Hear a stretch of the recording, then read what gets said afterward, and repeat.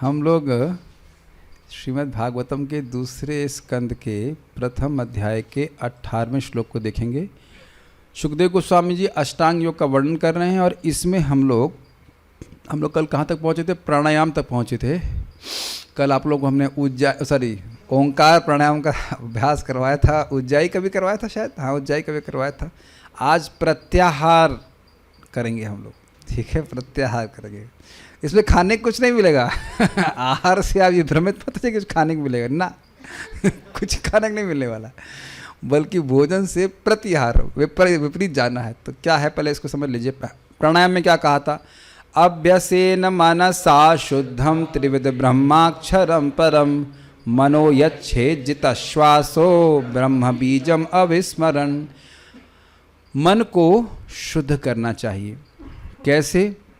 त्रिविध ब्रह्माक्षरम परम का अभ्यास, यानी कि ओम अ उ म 3 से बना हुआ ब्रह्माक्षर ओम का मानसिक स्मरण करके और प्राणायाम करके मन को पवित्र करना चाहिए। और ये करते करते मनो यच्छिंदया जदा श्वास, प्राणायाम के द्वारा श्वास के नियंत्रण के द्वारा मन को नियंत्रित करना चाहिए। और साथ साथ जो ब्रह्म बीज है, ब्रह्म बीज का मतलब जो वेद का बीज है ओंकार, उसका अविस्मरण, विस्मरण नहीं होना चाहिए, कभी नहीं भूलना चाहिए। मतलब मन बार बार ओम में रहे। और आपने सुना था कि दिव्य ध्वनि के द्वारा ही हमारा मन पवित्र होगा।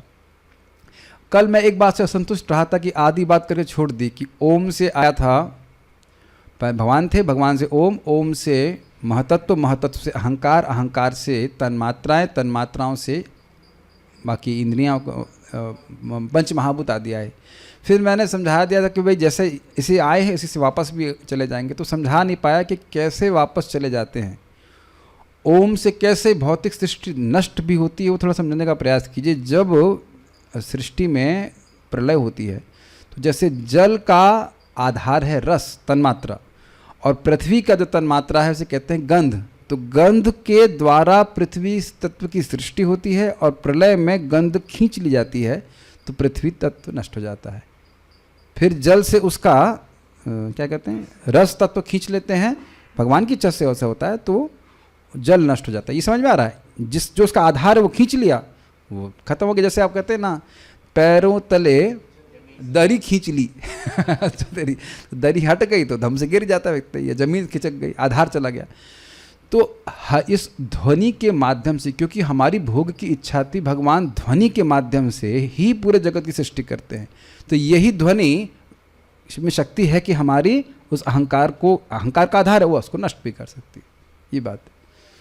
तो हरे कृष्ण मंत्र के द्वारा, ओम के द्वारा व्यक्ति का अहंकार नष्ट होता है। और ये आप 2.1.11 के प्रभुपाद जी के तात्पर्य के आखिरी भाग में जिसे हाईलाइट किया गया, तो आपने पढ़ा था कि हरे कृष्ण मंत्र का प्रकट प्रभाव क्या है? मिथ्या अहंकार की भावना से दूर से बचना, जिसके द्वारा व्यक्ति सोचता है कि मैं भोगता हूँ। तो ये सब बातें क्यों बोली जा रही हैं, आप समझ पा रहे हैं? दिव्य ध्वनि के द्वारा व्यक्ति दूषित चेतना से मुक्त हो जाता है। इसमें यहाँ पे लिखा हुआ है मनसा शुद्धम, उसका मन शुद्ध हो जाता है। ओके, अब यहाँ पे प्रत्याहार के बारे में बोल रहे हैं। प्राणायाम और ओम का स्मरण किया। अब प्रत्याहार का अर्थ क्या है, देखिए थोड़ा समझ लीजिएगा। आहार में आप क्या करते हैं? आहार ग्रहण करने की भावना आ रही है। आहार भोजन देखते हैं तो देखते ही आप मुंह में डालते हैं उसको। ये जीभ का आहार हुआ, पेट के लिए आहार हुआ।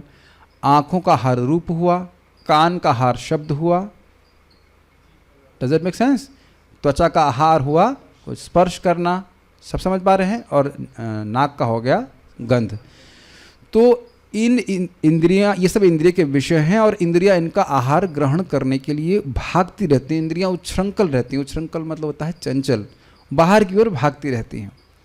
यह भी कल एक बात रुचिकर मैंने बताई नहीं थी कि भगवान, मतलब ओम, या भगवान ने पूरे जगत की सृष्टि करी, ओम भगवान से अभिन्न है, और ओम को इन पंच महाभूतों ने घेर लिया।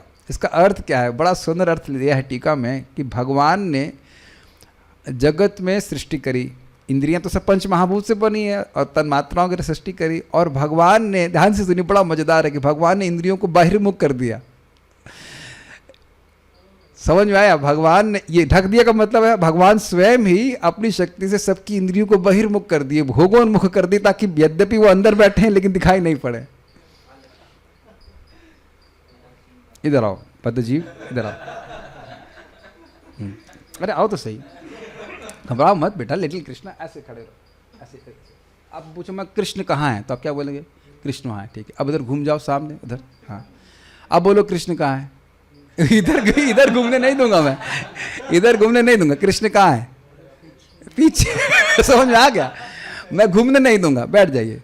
भगवान ही अपनी इच्छा से हमें घुमा देते हैं। अपनी इच्छा का मतलब हमारी इच्छा है भगवान को भूलने की। हम चाहते हैं कि भगवान दिखाई ना पड़े, हम भोगें, तो भगवान हमारी इंद्रियों को बाहर कर देते। बहुत सुंदर था। आप लोग को मैं कल बता नहीं पाया था, जब आज मैं जब कर रहा तो मैं बहुत उत्साहित था इसके लिए। और वही भगवान, नाम भगवान, हमारी इंद्रिय को घुमा देते हैं। याद आ रहा है, बहुत पहले की बात है, 2 मैं स्मरण रहा हूँ 5.9 में कृष्ण शब्द है, कृष्ण परम पुरुष है, या उस वाला श्लोक में जीव गोस्वामी की टीका है कि भगवान कृष्ण का एक एक नाम महामंत्र है। कृष्ण नाम अपने आप में मंत्र है, और यह जीव को उन्मुख करता है भगवान की तरफ। इट टर्न्स द जीवर टुवर्ड्स कृष्णा। हरे कृष्णा कृष्णा कृष्णा हरे हरे, हरे राम राम राम हरे हरे। तो आप ऐसे समझिए कि आप गियर घुमा रहे हैं, और धीरे धीरे धीरे धीरे धीरे धीरे धीरे we are turning towards Krishna. जो हमारी इंद्रियां हैं वो बाहर की ओर भाग रही हैं, मन बाहर भाग रहा है, बाहर का मतलब भोग की तरफ भाग रहा है, वह अब भगवान की तरफ मुड़ने लग जाता है। तो ये भी आप थोड़ा समझना, यही प्रत्याहार है। प्रत्याहार समझ पाए हैं? इंद्रियां जो भोगों में लगी हुई हैं वो अंदर की ओर खींचें, घूम जा, परावर्तित शब्द समझ पा रहे हैं? घूम जाएं, टर्न टू, घूम जाएं भगवान की ओर। तो फिर इंद्रियां, आंखें भगवान को देखने के लिए उत्सुक हो जाएं, कान भगवान के बारे में सुनने के लिए उत्सुक हो जाए, इत्यादि। Is it okay? यही बात इस श्लोक में समझाई जा रही है, प्रत्याहार को समझाया जा रहा है। मेरे पीछे बोलिए। यही चीज़ आप लोग को जप में करने के लिए बोला जाता है कि कहीं पे भी मन जाए उसको आप हरे कृष्ण मंत्र की ध्वनि पे केंद्रित कीजिए। तो उसका मतलब मन बाहर जा रहा है, उसको खींच करके, या इंद्रियां बाहर जा रही हैं, उन्हें खींच करके वापस दिव्य ध्वनि पे लगाए। आप जरा इसको समझने का प्रयास कीजिए।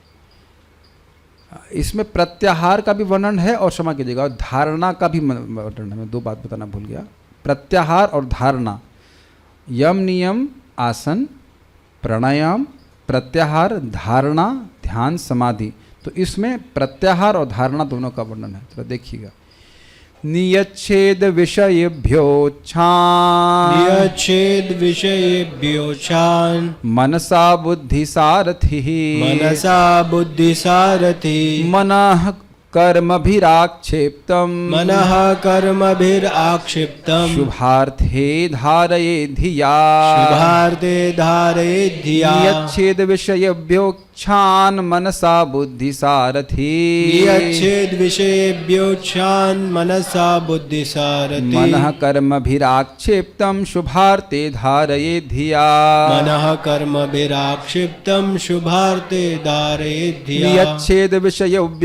नियच्छेद विषयेभ्योच्छान मनसा बुद्धि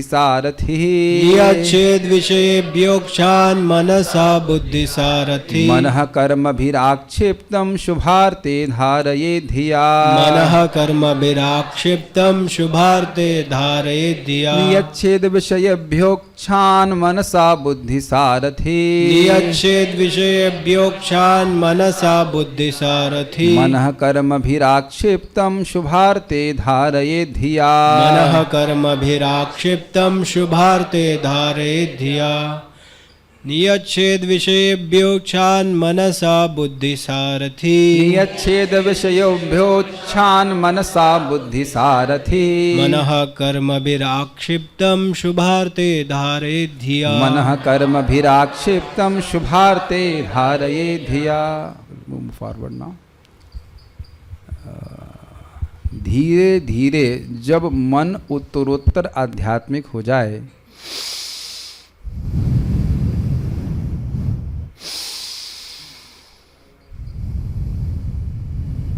मतलब प्राणायाम करते करते ओम का उच्चारण करते, इसलिए पहले शब्द पिछले श्लोक में अभ्यसेत शब्द था। ये नहीं कि अब आपने 2-3 बार पंप किया हो गया मन पवित्र, प्रत्याहार शुरू, ऐसा नहीं। अभ्यास का मतलब है बहुत अभ्यास करना पड़ेगा। धीरे धीरे जब मन उत्तर आध्यात्मिक हो जाए तो उसे इंद्रिय कार्यों से खींच लिया जाए, विलग कर लिया जाए। इससे इंद्रियां बुद्धि द्वारा वशीभूत हो जाएंगी। इससे भौतिक कार्यकलापों में लीन मन भी भगवान की सेवा में प्रवृत्त किया जा सकता है और पूर्ण दिव्य भाव में स्थिर हो सकता है। अन्वय देखिए, बुद्धि अर्थात बुद्धि सारथी, मतलब बुद्धि रूपी सारथी से। अब जो लोग थोड़ा जानते हैं भगवद गीता के बारे में, तो वहाँ पे हम सुन चुके हैं कि ये शरीर रथ के समान है और 5 इसमें घोड़े हैं।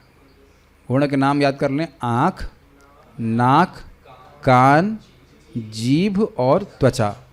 और ये 5 घोड़े अलग दिशा में जाना चाहते हैं ये एक विशेष बात है। आँखें कुछ देखना चाहती हैं, कान कुछ सुनना चाहता है, तो ये अलग अलग है। और उच्छृंखल है, ये घोड़े कहीं भी जाना चाहते हैं। लेकिन इन घोड़ों की लगाम क्या है? मन, रस्सी।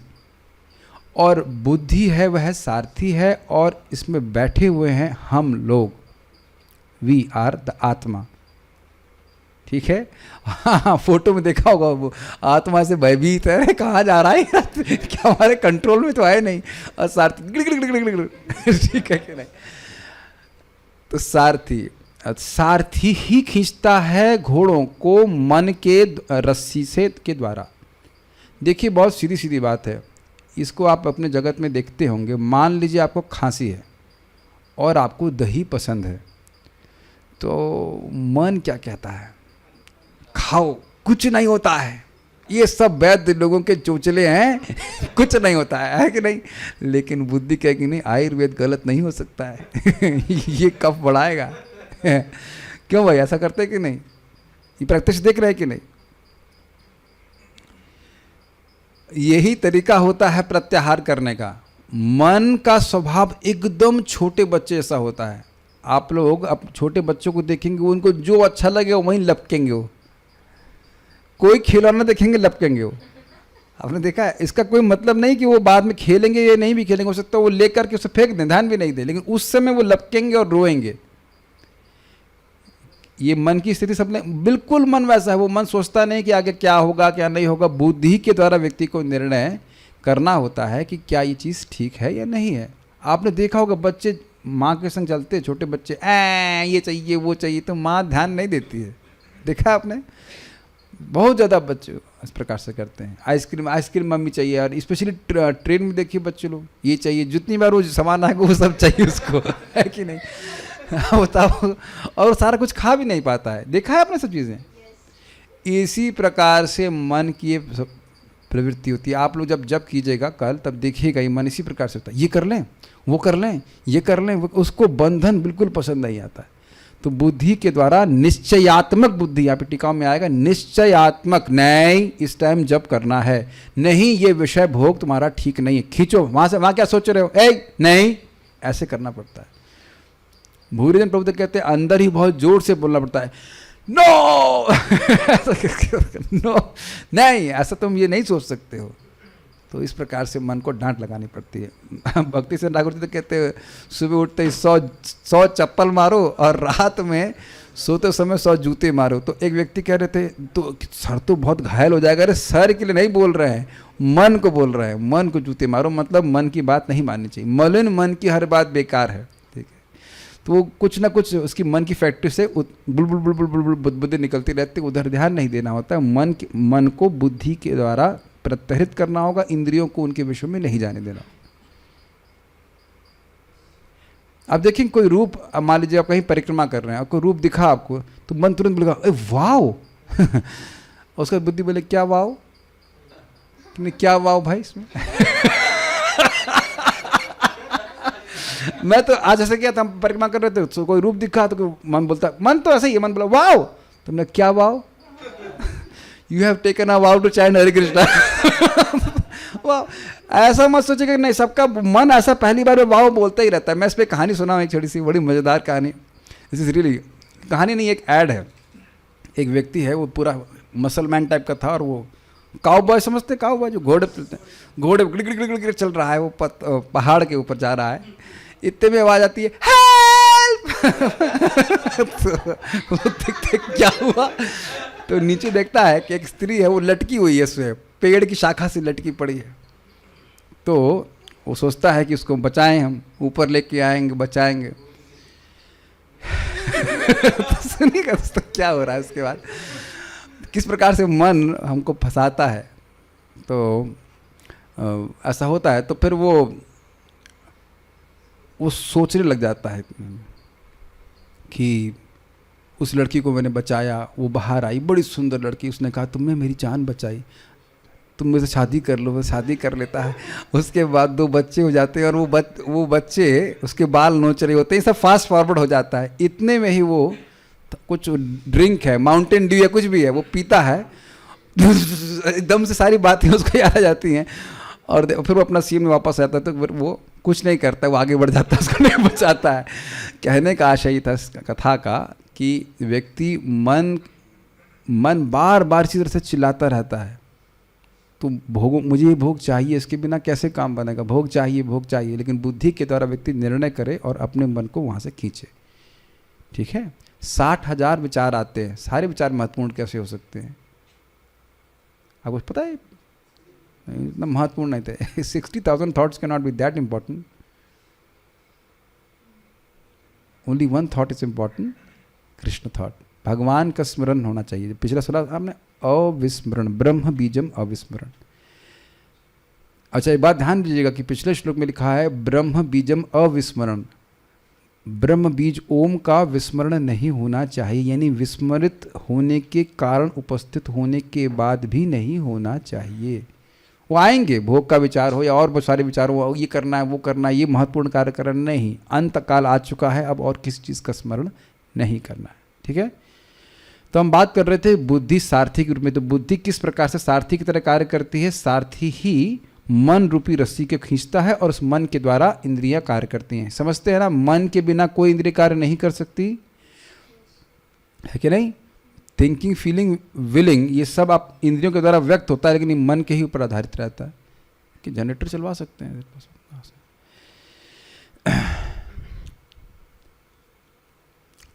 बुद्धि सारथी मनसा, तो बुद्धि रूपी सारथी से मन के द्वारा अक्षान, अक्ष का अर्थ क्या होता है भाइयों? आंख। तो केवल आंख को कंट्रोल करने के लिए बोल रहे हैं। उपलक्षण से, अक्ष का मतलब हुआ आंख, कान, नाक, जिह्वा और त्वचा। उन उपलक्षण से सभी इंद्रियों को ग्रहण करना होगा। इंद्रियों को विषयेभ्य, उनके विषयों से, यानी कि रूप रस गंध, रूप रस गंध स्पर्श और रूप शब्द, हाँ, शब्द से खींच लेना। नियच्छेद, खींच ले अर्थात प्रत्याहार करे। Does that make sense? ये प्रत्याहार सबको क्लियर हो रहा है? जो लोग ध्यान योग अगर कुछ जानते हैं तो समझ ही रहे होंगे, और आप लोग रोज करते भी हैं। अब जब करते हैं तो प्रत्याहार करते हैं। मन भाग रहा होता है, उसको खींच के वापस लाना होता है। कहीं भी भाग रहा है, उसको एक जगह केंद्र करना। मन को ये ही नहीं अच्छा लगता है। आप सोच रहे हो या हम सोचे कि केवल जप करने में दिक्कत आ रही है। आप पढ़ाई करने बैठिए, आधा घंटा पढ़ेंगे, 20 मिनट पढ़ेंगे, फिर मन हट जाएगा, फिर कहीं कुछ और करने का मन करेगा। इसके लिए आप ध्यान दीजिएगा कि टीवियों में, सीरियल आदि में हर क्षण वह दृश्य प्रस्तुत करते रहते हैं। हर क्षण वो चेंज करते हैं, क्योंकि मन बहुत देर कहीं लगना नहीं चाहता है। ये आपने, अब आप लोग कैसे टीवी तो देखे नहीं होंगे, आप लोग कैसे बताऊँ, समझाऊँ? ये उदाहरण तो शायद अप्रासंगिक है, टीवी नहीं समझ में आ रहा होगा, लेकिन टीवी जानते हैं आप लोग, समझा ना? समझ गए सब। तो वहाँ देखेंगे सीरियल में भी, मान लीजिए किसी सीरियल में मैं और रामकृष्ण प्रभु हैं और बात कर रहे हैं, तो एक क्षण वो मेरा चेहरा दिखाएंगे, और जब भी मैं बोल रहा हूँ उतने क्षण में, दूसरे क्षण में रामकृष्ण प्रभु का चेहरा दिखाएंगे। वो आंखें बड़ी करते हुए देखनी क्या बोल रहे हैं, उतनी देर में फिर मेरा चेहरा दिखाएंगे, और फिर अलग एंगल से दिखाएंगे, उसके बाद फिर दूसरे वाले का चेहरा दिखाएंगे। तो कारण क्या है? वो मन जो गंदा है वह एक क्षण से अधिक कहीं टिकेगा नहीं। वो ये बात जानते हैं। तो हम लोग सोचने लग जाते हैं कि हमारा मन लग रहा है, वो मन नहीं लग रहा होता उसमें। तो इसलिए मन को, जो आप लोग जप करते हैं, कुछ करते हैं, तो अच्छा होगा कि हरे कृष्ण मंत्र लिखा रहे, या आंख बंद किए हुए तो आप हरे कृष्ण मंत्र को देख सकते हैं। देखिए भी ये भक्त लोग करते हैं, तो या फिर ध्वनि पे केंद्र करते हैं। जैसे भी मेन बात है ध्वनि को सुनना। ये मन की बीमारी है, वो कहीं नहीं एक जगह लगना चाहता है। आप सुनते हैं ना कि वो अपनी ही पत्नी को पिटाई कर रहे हैं, मार रहे हैं, जिसको बड़ा प्रेम से व्यक्ति से मतलब उनके संग रहता है। अभी कोविड में सुनता है ना बहुत, वो रहते रहते मन बोर हो गया है तो कुछ करना है तो झगड़ा कर रहे हैं, मारपीट कर रहे हैं, कुछ भी इज इट नॉट सेम। उल्टा भी होता है, सुना है कि वो किसी पत्नी ने बेलन लेके मार दिया, वो व्हाटएवर, चिमटे से मार दिया, और दे डोंट अंडरस्टैंड कि ये मन का गेम हो रहा है। वो व्यक्ति में कोई प्रॉब्लम नहीं है, मन स्थिर नहीं। मैंने आपको बता चुका हूँ कि व्यक्ति था, उसकी 3 शादी हो चुकी है, तो तीसरी पत्नी बोल रही है कि वो तीसरी को भी छोड़ने वाला था, तो कहते प्रॉब्लम मैं नहीं हूँ, तुम्हारा मन है। मन कभी संतुष्ट नहीं होता। तो ये समझिए मन की बीमारी ही यही है कि वो स्थिर नहीं होना चाहता है। तो हम ये नहीं कह सकते हमारा मन स्थिर नहीं हो रहा है तो हम अब स्थिर ना करें। तो यहाँ क्या लिखा हुआ, छोड़ दें उसको। एक बात और सुन लीजिए, जिन विषयों में जा रहे हैं वहां भी नहीं लगने वाला है। आप ट्राई कर, तो बोलना नहीं चाहिए, ट्राई कर सकते, किसी रूप रस गंध में देखेंगे, कुछ समय के बाद एकदम अनमनस्क हो जाएंगे, क्या है ये बात बहुत हल्की लग रही है। हम लोग डैश के डैश बन जाते, समझ रहे हैं ना, बनते आए हैं। अब क्या बोले बात, हम बोलना चाहते हैं उल्लू के पट्टे बन रहे हैं हर जन्म में, ये भोग मिल जाएगा, वो भोग मिल जाएगा। उसी भोग की वो कितना भी व्यक्ति सुंदर हो, चाहे वो सब कुछ हो, वो उधर देखने का भी मन नहीं करेगा, देखने का भी मन नहीं करेगा। और ये बहुत अच्छा है। क्यों अच्छा है? क्योंकि भगवान जानते हैं उल्लू के बटे हैं कृष्ण जानते हैं कि नलायक है, मानेगा नहीं, तो इसलिए उन्होंने ऐसी व्यवस्था करी कि मन कहीं लगे ही नहीं उस उल्लू का समझ रहे हैं? ये लगाने का प्रयास भी करेगा तो मेरे अलावा कहीं मन लगेगा नहीं, ये भगवान ने व्यवस्था कर रखी है। बेवकूफ़ों को क्या कर जाए, बेवकूफ़ों को कोई सोल्यूशन नहीं होता है। सुनाई पड़ रहा है my dear devotees, we are dash का डैश 100%। और बार बार क्यों आपको लग रहा है मजाक कर रहे हैं, जो शुगर केन है उसकी जगह बांस चूस रहे हैं हम लोग। हाँ, तो हम डैश के डैश नहीं हुए। हाँ, लेकिन भगवान ने व्यवस्था करी कि कभी भी उस बैम्बू से शुगर केन का जूस कदापि नहीं आने वाला। इंद्रिय तृप्ति में, हाँ हाँ इंद्रिय तृप्ति बहुत खराब है, हाँ सही बात केवल भागवत तक, उसके बाद फिर वही ढाक के 3-5 चालू हो जाता है कि नहीं। तो इसलिए व्यक्ति को समझना होगा कि यहाँ मन लगेगा नहीं। कहाँ नहीं लगेगा? भगवान में नहीं, विषयों में भोग में मन लगाने के प्रयास करेंगे तो भी नहीं लगेगा। आगे के श्लोकों में आप देखेंगे कि भगवान में लगाएंगे तो मन प्रसन्न हो जाएगा। आप लोग देखते हो जिस दिन जब अच्छे से हो जाता है एकदम लगता है कि हम सफल हो गए, नहीं? ठीक है, तो ये हो गया प्रत्याहार। कर्म भी आक्षिप्तम, सकाम कर्म से आकृष्ट। आक्षिप्त शब्द भी आपने कुछ समय पहले भी सुना था। नहीं अभी नहीं, हरेर गुण आक्षिप्त मति, नहीं हम लोग आकृष्ट चित्त वाला क्या था, परिरिष्ट तो नैर्गुण ने उत्तम श्लोक लीलया ग्रहीत चेता शब्द था वहाँ पे, तो वहाँ पे था आकृष्ट चित्त। हाँ, यहाँ पे आक्षिप्त का मतलब यही है। हरि क्या था, वे मैंने क्या श्लोक बोला था, हाँ, हरेर गुण आक्षिप्त मति। ये बदना क्या नाम से भगवान बादरायण, ये सुखदेव गोस्वामी ने कहा था, हरेर गुण आक्षिप्त मति। हरि के गुण के द्वारा उनकी मति आक्षिप्त हो गई थी। आक्षिप्त मतलब आकृष्ट हो गई थी। तो यहाँ पे शब्द क्या है, कर्म भी आक्षिप्तम, सकाम कर्म से आकृष्ट मन को। देखिए इसका मतलब क्या है, जब व्यक्ति सकाम कर्म करता है, भोग से प्रेरित कार्यों को करता है, तो मन बार बार उन कार्यों की ओर खिंचता है। तो कह रहे हैं उन कार्यों के द्वारा जो मन आकृष्ट है उनको शुभ अर्थे श्री भगवान के शुभ रूप में, भगवत रूपे धिया धारित, निश्चयात्मक बुद्धि के द्वारा स्थिर करे, अर्थात यह धारणा की स्थिति है। सेकंड भाग जो है ये धारणा को वर्णन कर रहा है। अब इसके बाद जो आगे आएगा वह है ध्यान। तो थोड़ा समझना होगा धारणा और ध्यान में अंतर क्या है। देखिए, धारणा में भगवान के समग्र रूप का चिंतन होता है और ध्यान में भगवान के अंगों का एक एक अंग का ध्यान होता है। जैसे भी आप देखिए कल मंगल आरती आप जाएंगे ना, ये बोलिए यस यस, गुड, ठीक है, मैं भी जाऊंगा, उम्मीद है। तो अब आप बड़े द्वार से प्रवेश कर रहे हैं, तो आप क्या देखते हैं? कृष्ण बलराम जी को देखते हैं, लेकिन आप समग्र रूप में देखते हैं। लेकिन अब एकदम जब रोप के पास चले जाते हैं, वो जो विरजा नदी की रोप है, तो उसके आगे मुक्त पुरुष से पहले बद्ध जीव ठीक। तो अब आप भगवान के अंगों को एक एक करके बड़े ध्यान से देख सकते हैं। ध्यान का मतलब ही डिटेल हो रहा है। तो धारणा हो रही ना, कई बार यहाँ भी बोलते हैं ये विषय की धारणा हो रही ना, विषय पकड़ में आ रहा है ना, कुछ कुछ ऐसा बोलते हैं ना। पकड़ना, धारणा मतलब धरना। तो भगवान का रूप, शुभ अर्थे का यहाँ पे लिया है भगवद रूपे, भगवान के रूप की धारणा करनी चाहिए। तो ये धारणा का अर्थ क्या है? पूरे एक समग्र रूप में कि हाँ भगवान ऐसे ऐसे हैं। लेकिन जैसे डिटेल में जाएंगे तो ध्यान में चला जाएगा। ठीक है, तो ये बात है। सब कुछ लोग समझ में आ गया?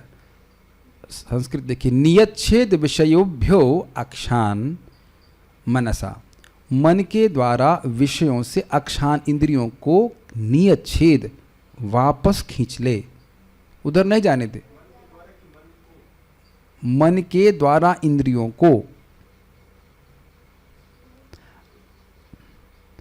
और जब इंद्रियां खींचेंगी तो मन थोड़ा ना कहीं चला जाएगा। ध्यान देना होगा। आप जानते हैं कि मन बहुत चंचल है, लेकिन एक बहुत बड़ी असमर्थता है कि जहाँ इंद्रियां नहीं गई हैं वहाँ मन नहीं जा सकता। ये हम लोग कई बार सुनते हैं, लेकिन इसको 1500 करोड़ बार सुनना होगा, क्योंकि हम लोग डैश के डैश हैं, सोचते हैं कि इंद्रियां हम ले जाएंगे और मन में कुछ नहीं आएगा, है ना। ये प्रजल्प सुन लेंगे और उसका ध्यान भी नहीं आएगा, हमको पता है। और आप लोग देखेंगे जिस दिन वो ठंडा मौसम में बढ़िया से माला हो रही है तो एकदम से बुलबुल बुलबुल बुलबुल करके वो विचार आ जाता है। आता है कि नहीं? ये कभी हुआ है? 20-25 साल पहले आपने किसी भक्त से, कोई सॉरी भक्त तो थे नहीं तब, ऐसे किसी कर्मी व्यक्ति से बात करी होगी और एकदम से बुलबुल बुलबुल करके विचार आ जाता है मन में। कोई सामान्य सी बात की होगी, अखबार पढ़ा होगा, कभी कभी वो बात भी याद आ जाती है। आप तो बच्ची हो अभी, आपने नहीं पढ़ा है। आप लोग ऐसे देखेंगे उस वक्त समझ में नहीं आ रहा था कि हम कुछ पढ़ रहे हैं, कुछ कर रहे हैं महत्वपूर्ण, वो बात एकदम से याद आने लगती है। वो आएगी ही, जबकि वैसे जो पुराने संस्कार हैं वो बाहर आते हैं, उससे घबराना नहीं चाहिए। लेकिन मैं बोल रहा हूँ कि मन वहीं जा रहा है जहाँ इंद्रियां पहले गई हैं। तो आपने कहा कि मन को खींचें और इंद्रियों को ना खींचें, ऐसे कैसे हो सकता है? मन को भी खींचें और इंद्रियां खींची जा रही हैं मन के द्वारा। जरूर ओके, किसके द्वारा? मन को कैसे खींचेंगे? बुद्धि सारथी।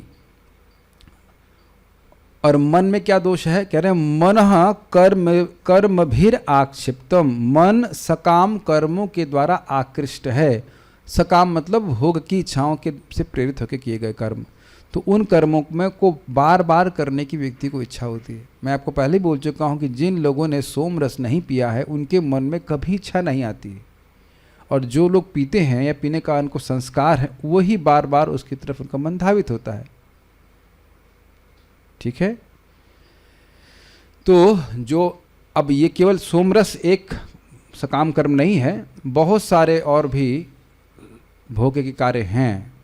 और ये बात हम लोग डैश के डैश नहीं समझ पा रहे हैं कि दिस इज़ वेरी डेंजरस।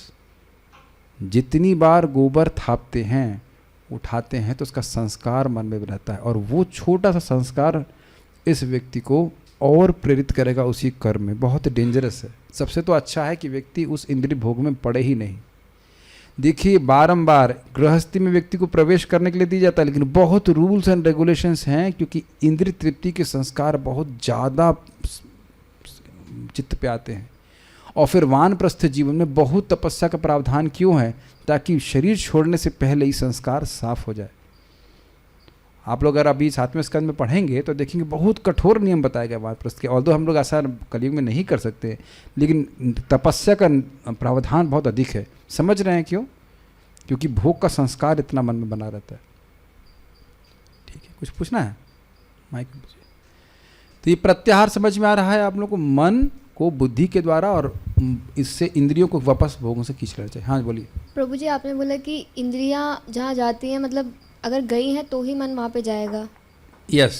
तो उल्टा भी तो होता है कि अगर मन में वो विचार आया ही नहीं तो इंद्रियां नहीं जाएंगी। हाँ, अच्छा प्रश्न है कि भाई अगर मन में जब संकल्प आएगा तब तो इंद्रियां वहाँ पे जाएंगी, लेकिन सबसे पहले इंद्रियां गई हैं उसके बाद मन में आया। तब प्रश्न है कि कब से आना शुरू हुआ? अनादि काल से भोग वासना से वासित है।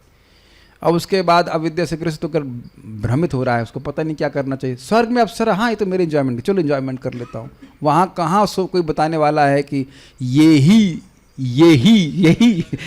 संस्पर्श जब होगा, वहाँ कोई नहीं बताता। कहेंगे यही मजे लो, भोगो। अरे वो भी कर रहा है। और नरक भी जाना नहीं पड़ेगा, नरक भी जाना नहीं पड़ेगा। स्वर्ग बहुत डेंजरस है। यहाँ 4 नियम का पालन है, वहाँ कोई 4 नियम का पालन नहीं है, कोई कुछ भी दिक्कत नहीं है। अब क्या सोचते हैं कि वहाँ का संस्कार मन में नहीं बैठा रहेगा? हम लोगों ने कई बार सुना ना कि यहाँ का पापी व्यक्ति था, वो नरक गया, उसके बाद भी संस्कार दूल्हा नहीं उसका, उसके बाद जब फिर जन्म लेता तो फिर वही पाप करने लगता है। बहुत डेंजरस है ये संस्कार, इंप्रेशन। तो नाम का कृपा है कि वो सफाई कर रहे हैं, भागवत की कृपा है कि सफाई कर रही, नहीं तो जन्म जन्मांतर चलता ही जाता है। यहाँ कुछ नियम है कि आदमी घबरा के कर रहा है कि नहीं करेगा पाप। स्वर्ग में कोई पाप है? उर्वशी का स्टेटमेंट जानते ही हैं आप, अर्जुन को बोल रही थी।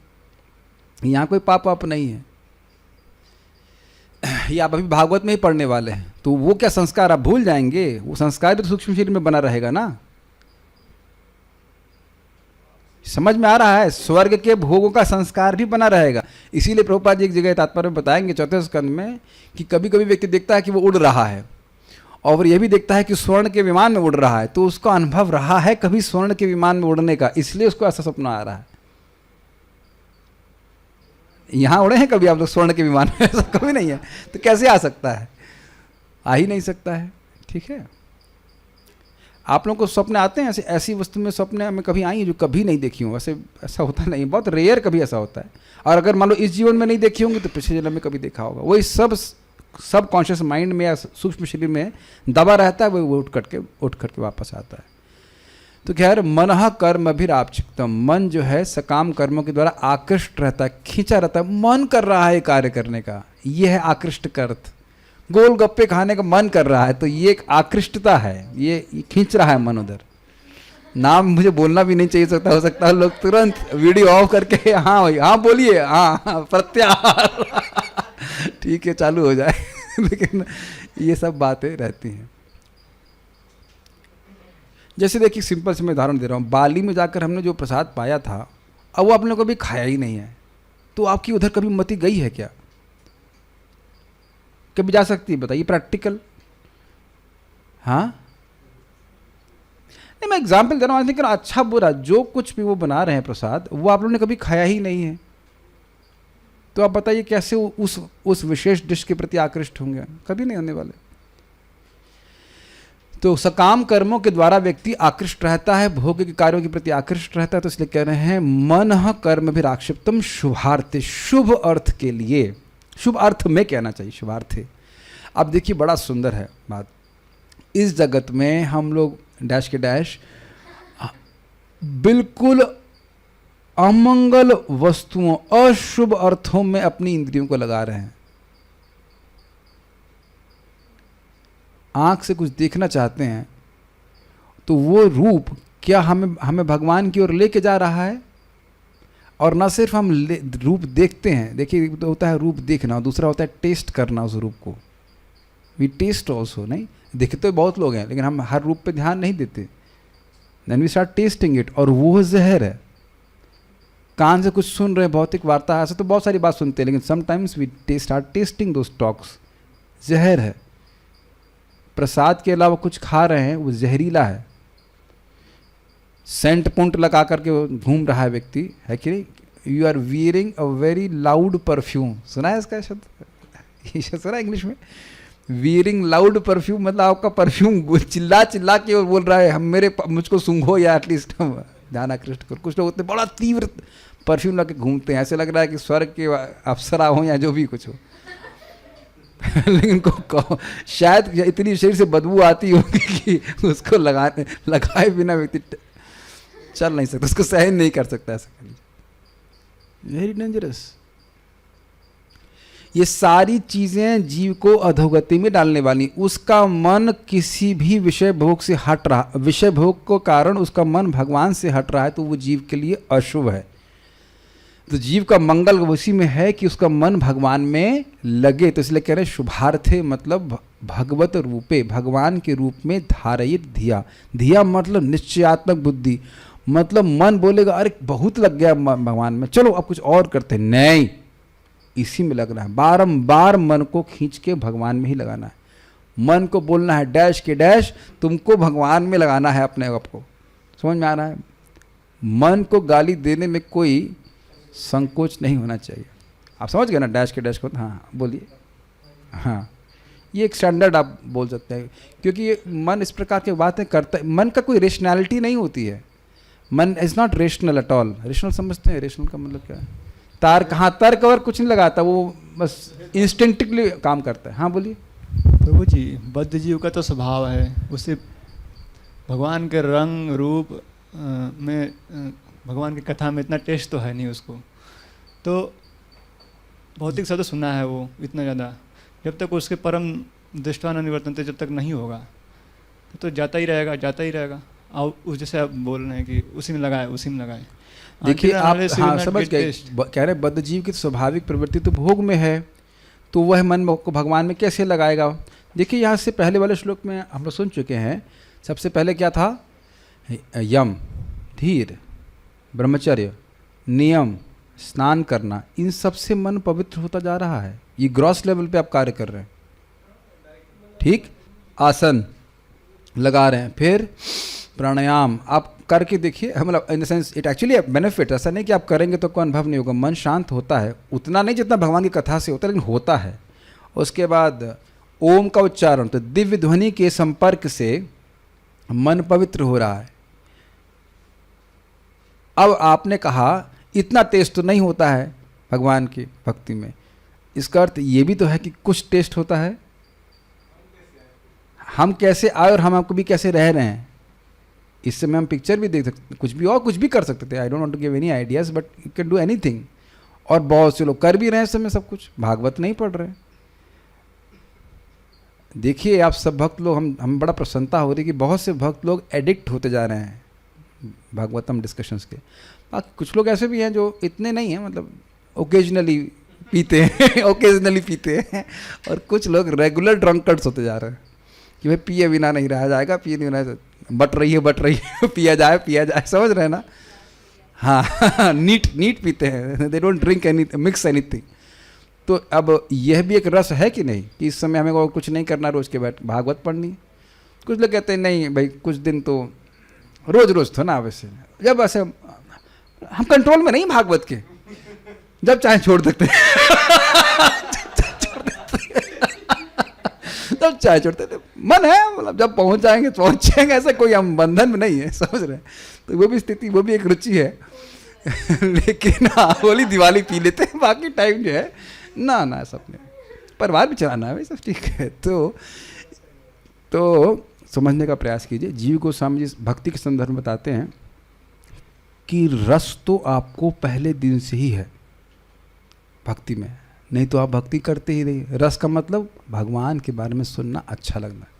अब एक डिवोटी कल ही तो जुड़े हैं, आज शायद पहली गीता क्लास सुनी, उनको बहुत अच्छी लगी, तो अगर रुचि 2 महीना हुआ है, 2 महीने के अंदर 16 माला पे भी आ गए डिवोटी आश्चर्य हुआ हमको।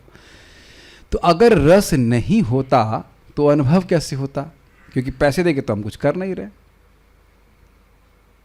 लेकिन ध्यान से सुनिएगा, अनर्थ निवृत्ति के बाद रस प्रकट दिखता है, और every day, you know that, रोज अनर्थ निवृत्ति आपने प्राप्त कर ली तो रोज रस मिलेगा।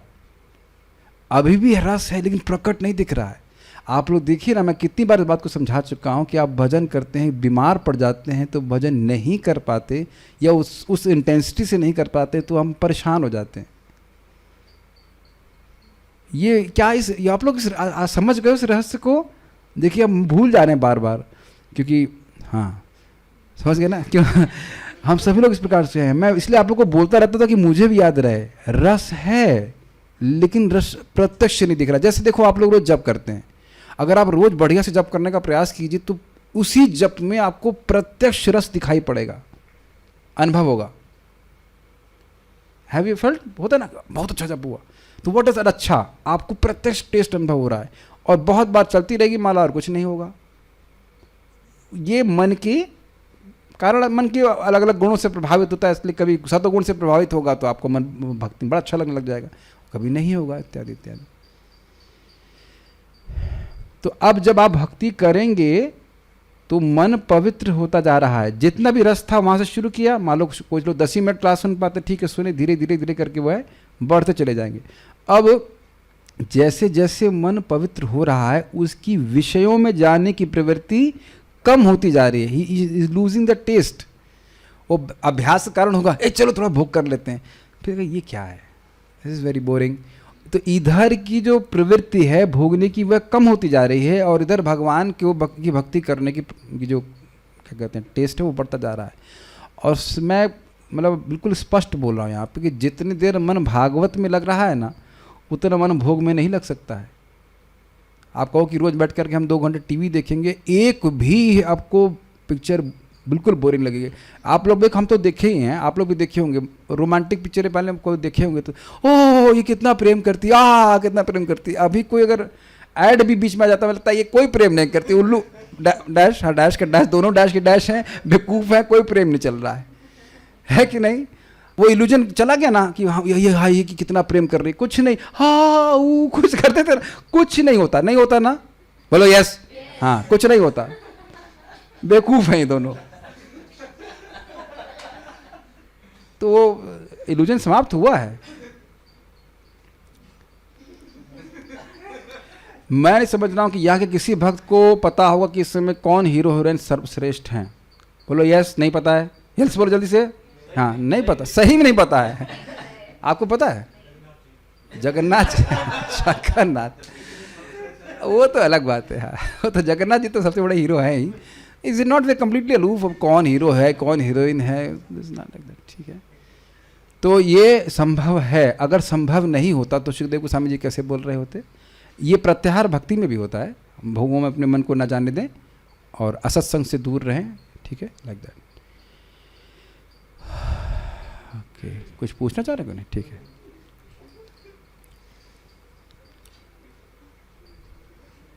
तो आप ये नहीं कह सकते कि रुचि नहीं है।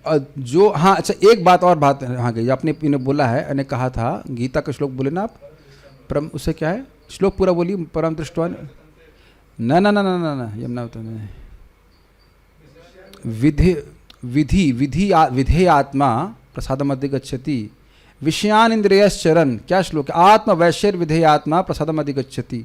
उससे पहले वाले श्लोक में परम दृष्टवा की बात हो रही कि देखिए इंद्रियां भोग में जा रही हैं, लेकिन जो व्यक्ति इंद्रियों को राग, भूल रहा हूँ श्लोक कि नहीं, अरे नहीं, इंद्रियों को भोगों से निवृत्त किया हुआ है, नहीं, इंद्रियों को भोग में जाने नहीं दे रहा है, लेकिन इंद्रियों में अभी भोग की टेस्ट है, और अगर वह उससे इस प्रकार से रेस्ट्रिक्ट करता है तो परम दृष्टवा निवर्तते, उसको एक उच्चतर टेस्ट प्राप्त हो जाएगा और वह भोग में नहीं जाएगा। क्या श्लोक है? राग द्वेष विमुक्तस्तु विषयान इंद्रियश्चरन् आत्मवैश्यर विधेय आत्मा प्रसादम अधिगच्छति। उससे पहले वाला श्लोक देखिए, नहीं आगे पीछे वाला, हाँ, विषया विनिवर्तन्ते निराहारस्य देहिनः रसवर्जम रसोप्यस्य परम दृष्टवा निवर्तते। तो व्यक्ति अपनी इंद्रियों को उसे जबरदस्ती तो कुछ करनी ही पड़ेगी। अब हम कहें, मान लीजिए कि हम टीवी देखते रहेंगे, जब हमारी यहाँ एकदम इंद्रियां मना करेंगी तो अब बहुत हो गया, अब चलो भागवत में, तब मैं भागवत में आऊँगा, तब तो हो गई भागवत आपकी। तो कुछ तो हमें इंद्रिय संयम करना पड़ेगा। ध्यान से सुनिएगा कि भक्ति किसके लिए? जो ना अधिक भोगों में लिप्त है और ना वह भोगों से बहुत अधिक आकृष्ट है, दोनों ही तरह से भोग की वासना है, लेकिन इतना भी लिप्त नहीं है कि अब बैठ के क्लास ही नहीं सुन पाए। कुछ लोग ऐसे भी होते हैं, बड़े कर्म के में उनको निष्ठा होगी तो वो क्लास वास कुछ नहीं सुन पाएंगे, जप नहीं कर पाएंगे, तो इतना भी नहीं है। और ऐसा भी नहीं कि अब दाल में घी का छौंक नहीं चाहता वो, सम कुछ इंद्रिय तृप्ति वो है उसकी हो सकती है, इच्छा हो सकती है, तो वो कोई इतनी बड़ी बाधा नहीं है कि अब दाल में अगर घी का छौंक चाहते हैं तो आप श्रीमद् भागवतम नहीं सुन सकते। बैलेंस कर पा रहे हैं दोनों इच्छाएं, और भगवान की भक्ति की इच्छा बढ़ती चली जाएगी तो अपने आप भोग की इच्छा समाप्त हो जाएगी। Fine, okay. अब ढूंढा अमल कृष्ण प्रभु, जब हमने कोट कर दिया हम तो इसीलिए सोच रहे थे कि कोई पंडित हो गए, सारे पंडित सो गए। श्रीधरी, नियतच्छेद इत्यादि श्लोक के द्वारा योग के 5वें अंग प्रत्याहार को बतलाया जा रहा है। नियतच्छेद का अर्थ है कि निग्रहित करना, नितराम ग्रहित, पकड़ना, जा रही इंद्रियां बाहर उसको खींच के वापस लाना, निग्रह, निग्रह में खींचना, ठीक है। निश्चयात्मक बुद्धि रूपी सारथी, निश्चय मतलब देखिए, समझ रहे हैं, सारथी घोड़ा आप लोग कभी चलाए हो, नहीं पता है आप लोगों को, मैं भी अंदाज से बोल रहा हूँ थोड़ा सा। घोड़ा की प्रवृत्ति होती, खींचता है, घोड़ा नहीं चलाया, ये बैल, बैल गाय तो नहीं, बैल को आप देखे होंगे, बैल बहुत सीधा है, बैल का उदाहरण नहीं दे सकते। घोड़े बड़े जो है चंचल होते हैं, तो भागता है, भागता है, भागता है, तो खिंचाव है उधर से। जब घोड़ा भाग रहा है तो उस रस्सी में खिंचाव नहीं आएगा, तो आपको निश्चय लेके पीछे से खींचना नहीं पड़ेगा। तो इसलिए कह रहे हैं सारथी रूपी बुद्धि का मतलब जैसे सारथी खींचता है, ऐसे निश्चय के, बुद्धि के निश्चय के द्वारा खींचना चाहिए। निश्चय ये बुद्धि का फंक्शन है कि हमें करना है, डिटर्मिनेशन, ठीक है। निश्चयात्मक बुद्धि रूपी सारथी वाले पुरुष को चाहिए कि वह मन के द्वारा इंद्रियों को उनके विषयों से हटा ले। ये अब क्लियर हो गया, इंद्रियों से, इंद्रियां विषयों में भाग रही हैं तो वहां से खींचना पड़ता है, ठीक है। ये आप लोग अनुभव किए होंगे, सब मान लीजिए जब कर रहे हैं, चिड़िया की आवाज़ आएगी या कुछ और भी कुछ भी आवाज़ आ रही, उसको खींच करके आपको मन जप में लगाना होता है। अभी भी आपका मन बहुत जगह जा रहा होगा एक्सेप्ट क्लास, नहीं तो बार बार आपको क्लास में लाना नहीं पड़ता है, क्यों मथुरेश प्रभु? हाँ, और अगर मैंने कई बार बताया क्लास के पहले आप कोई बहुत इंटेंस कार्य कर रहे थे तो उससे खींच करके क्लास में लाना बड़ा कठिन होता है। इसीलिए मैं कई बार बोला पहले आइए कीर्तन में, आइए कीर्तन से थोड़ा पवित्र होइए, फिर क्लास के लिए मूड बनता है। आप सीधे से बस्ता उठा करके आ जाएंगे, पता लगा दुनिया की वाली चर्चा हो रही थी, ये हो रहा है, उसका हाँ ठीक है, हाँ नियतच्छेद करते, ये नहीं ग्रहण होती है, नहीं हो पाता है, कठिन होता है कि नहीं, देखा के आइए। यस, धारणा को बतलाते हुए उनने कहा कि कर्मों की वासना से चंचल बने हुए मन का बुद्धि पूर्वक भगवान के शुभ रूप, मंगलमय रूप में लगा दे। बुद्धि, मन को होना चाहिए, मन को बुद्धिपूर्वक भगवान के शुभ रूप में लगा दे। ये समझ गए? बार बार समझिए, जितनी बार हम भोग का कर्म कर रहे हैं उसकी वासना संस्कार मन में आ जाता है और वह मन को और चंचल कर देता है। जितनी बार आप जप कर रहे हैं उससे मन आपका और शांत हो रहा है, जितनी बार भागवत सुन रहे हैं उतना मन शांत हो रहा है, और ये प्रत्यक्ष देखा भी जाता है कि नहीं? कोई इंद्रिय विषय का भोग करके आपका मन प्रसन्न नहीं होता है, वो एक खुजली टाइप की होती है कि इसको खुजला लिया बस। लेकिन श्रीमद् भागवतम का श्रवण करके, प्रभुपाद के ग्रंथों को पढ़ करके आप अनुभव करते होंगे कि मन में कुछ शांति आती है। हम लोग तो आईआईटी में बिल्कुल इसको अनुभव करते थे, इतना मन शांत हो जाता था कि पढ़ने का मन ही नहीं करता था। आप लोग भी ऐसा अनुभव करते होंगे कि पढ़ाई वढ़ाई नहीं हो पाती है, कुछ अजीब सा लगता है, ये क्या है? बोलिए यस। हाँ यस, कहीं तो कुछ आप हेल्प किया कीजिए। मन को किसी शुभ आश्रय में लगा देने को ही धारणा कहते हैं, ठीक है। हाँ, ये नहीं है कि अब टीवी में लगा दे तो हम बार बार धारणा कर रहे हैं। कहाँ धारणा कर रहे हैं? वही उसी हीरोइन के रूप का धारण कर रहे हैं। नहीं नहीं नहीं नहीं, दैट इज़ नॉट धारणा। धारणा मतलब ही है कि व्यक्ति भगवान के रूप में लगाए। बड़ा अच्छा शुभ अर्थ है, शुभ सोच रहा है। शुभ का मतलब भगवान, जीव के अलावा, जीव के लिए भगवान के अलावा और कुछ शुभ है ही नहीं। तो भगवान के रूप, और यही चीज़ रूप गोस्वामी बोलते हैं, तन्नाम रूप चरिता दिसु कीर्तनानु। बहुत अच्छा उत्तर अभी हो जाएगा इनका शाम का, प्रेम कृष्ण प्रभु का। तो वहाँ पे रूप गोस्वामी क्या कह रहे हैं कि जॉन्डिस वाले व्यक्ति, स्यात् कृष्ण नाम चरिता दिसताप्य विद्या पीतोपतप्त रसनस्य नरोचिकानु किंतु आदराद अनुनिदम खलु सैव जुष्ट स्वाद्विक्रमाद भवति तद गद मूल हंत्री।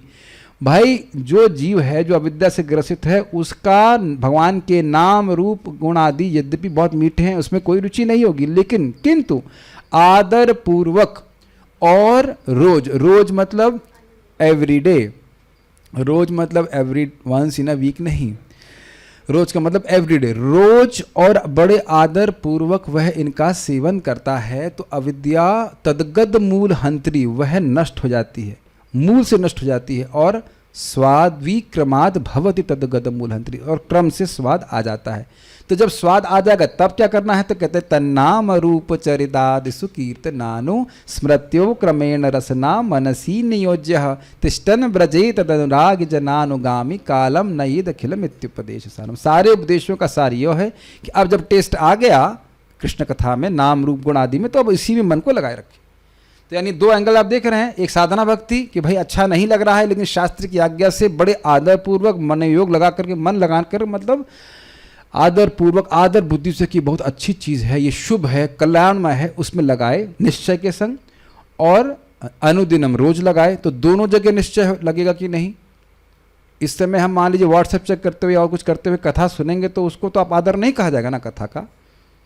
गोलगप्पे खाते हुए, मतलब मैं जूम के डिवोटीज को बोल रहा हूँ, उनके लिए सुविधा है, what ever they can do, लेकिन आदर पूर्वक मतलब ये कथा, ये डिस्कशन बहुत महत्वपूर्ण है, सुने, देखिए क्या चल रहा है, ये सुनना है। रोज रोज सुनेगा तो टेस्ट मिल जाएगा, और आदर पूर्वक और रोज करेगा।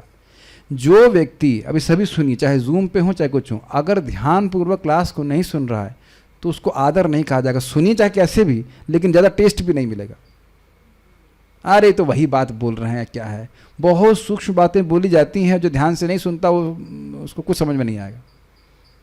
तो अब आपका प्रश्न का उत्तर हो गया। शुरुआत में केवल शास्त्र की आज्ञा से अच्छा नहीं लग रहा, लेकिन करे उसको, और इस बड़े आदर बुद्धि के संग करे, योजना बना के, नहीं इतना तो करना ही, इतना तो करना ही है। आदर के सब इस प्रकार के अर्थ हैं, और यही नाम सारी अविद्या को नष्ट करके अपने में रुचि प्रदान कर देगा, फिर आप आसानी से कर सकते हैं। ठीक है, तो मन को किसी शुभाश्रय में लगा देने को धारणा कहते हैं, और शुभाश्रय है भगवान, भगवान के रूप में लगा दे, सारा दर्शनी। तत्पश्चात, तत्पश्चात का अर्थ हुआ प्राणायाम के द्वारा मन पवित्र हुआ। अब पूरी तरह पवित्र नहीं हुआ है तो और पवित्र करना है। तो कह रहे तत्पश्चात नियंत्रित मन द्वारा व्यक्ति को चक्षु, कर्ण आदि इंद्रियों को शब्द आदि इंद्रिय विषयों से प्रत्याहित करना चाहिए। ये पांचवी स्थिति है प्रत्याहार की। ये तो कॉमन बात है, कुछ आगे और बोलेंगे। निश्चयात्मक बुद्धि ही जिसकी सारथी अर्थात सहायक है, उस मन को बुद्धि द्वारा शुभार्थे अर्थात भगवान के रूप पर ध्यान केंद्रित करना चाहिए। ये छठी स्थिति धारणा है। तो अब एक इंटरेस्टिंग बात है कि भाई प्राणायाम करके क्या मन पवित्र नहीं हो रहा है, जो आप धारणा के लिए बोल रहे हैं, ये इंटरेस्टिंग है। क्या प्राणायाम करके और ओम का स्मरण करने मात्र से भगवान मतलब क्या आपका पूरा मन पूरी तरह पवित्र नहीं हो रहा? नेक्स्ट स्टेज जाने के लिए क्यों बोल रहे हैं, सुनिए। परंतु मन कर्म भी राक्षिप्तम अर्थात भौतिक क्रियाओं में आसक्त क्यों है इस समय, और आप नेक्स्ट स्टेज पे जाने के लिए क्यों बोल रहे हो? तो क्या देखिए, मन का वर्णन उस वस्तु के रूप में किया गया है जिससे पूर्व कर्म के अत्यधिक प्राबल्य के कारण, प्रबलता के कारण, जो पूर्व में कर्म किए हैं उनकी छाप इतनी प्रबल है, उनके कारण अत्यधिक प्राबल्य के कारण प्राणायाम तथा अन्य प्रक्रियाओं द्वारा सम्यक रूप से निश्चल कर पाना असंभव है। यह अर्थ है। समझ में आया बात कि मन जो है, अब खाली प्राणायाम तक अपने को टेक दिए तो मन पूरी तरह पवित्र नहीं हुआ। ये प्रारंभिक चीज़ है, लेकिन उसके आगे भी आपने जाना है और प्रत्याहार करना है, धारणा करनी है, तो मन और केंद्रीभूत हो जाए, मन बिल्कुल भोग में नहीं जाए। नहीं तो मन में बहुत पुराने पुराने संस्कार होते हैं जो जिससे मन गंदा हो जाता है। देखिए, एक बहुत बड़ी शिक्षा अपने को प्राप्त हो रही है कि be ready for heavy labour. कठिन परिश्रम के लिए व्यक्ति को तैयार रहना चाहिए। ये 1-2 साल में भगवान मिलते नहीं है। प्रभुपाद जी ने कहा, if I would have told you how much austerity you have to do to attain Krishna, you would have never join the process, not taken to the process. अगर मैंने तुमको बता दिया होता कि तुम्हें भगवान की प्राप्ति करने के लिए कितनी तपस्या करनी है, तो तुम लोग कभी भक्ति नहीं करते। और प्रभुपाद जी के प्रवचनों से बड़ा आसान लगता है ना, it's very easy to love Krishna, but our problem is that we also love maya. Mahaprabhu भी देखिए एक ही बात बोलना, असत्संग त्याग यही वैष्णवाचार। बस वैष्णव टिकट पूरा हो गया। असत्संग का त्याग ये एक वैष्णव का आचरण है।